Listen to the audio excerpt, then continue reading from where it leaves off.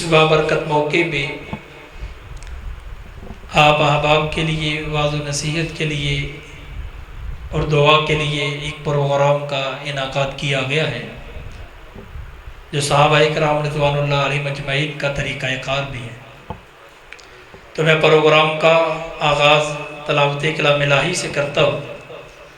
उससे कबल मसले के हक़ अहले हदीस की आन और शान बुलबुल कुरान वाइज़ खुश लिहान ख़तीब इस्लाम हज़रत मौलाना कारी अहमद हसन साजिद हाफ़िज़हुल्लाह तआला को दिल की अता गहराइयों से अहलन व सहलन मरहबा कहते हैं।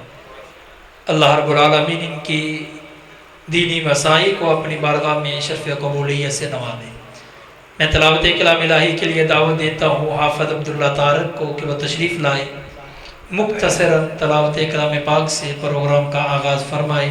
मोहतरम जनाब हाफ़िज़ अब्दुल्ला तारिक। बिस्मिल्लाहिर्रहमानिर्रहीम। इन्न फ़ी ख़ल्क़िस समावाति वल अर्ज़ इन्न फ़ी ख़ल्क़िस समावाति वल अर्ज़ि वख्तिलाफ़िल लैलि वन नहारि लआयातिन लिउलिल अलबाब الذين يذكرون الله قياما وقعودا وعلى جنوبهم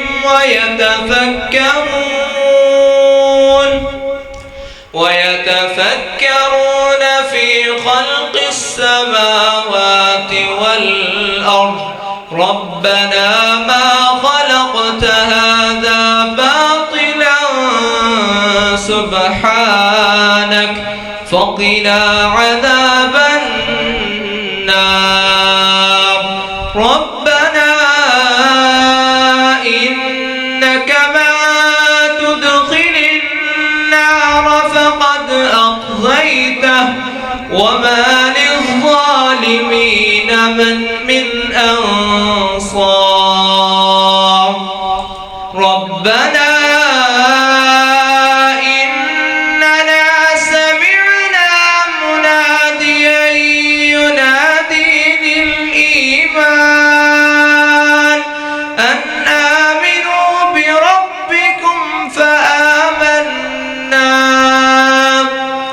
ربنا فاغفر لنا ذنوبنا وكفر عنا سيئاتنا وتوفنا مع الأبرار صدق الله العظيم.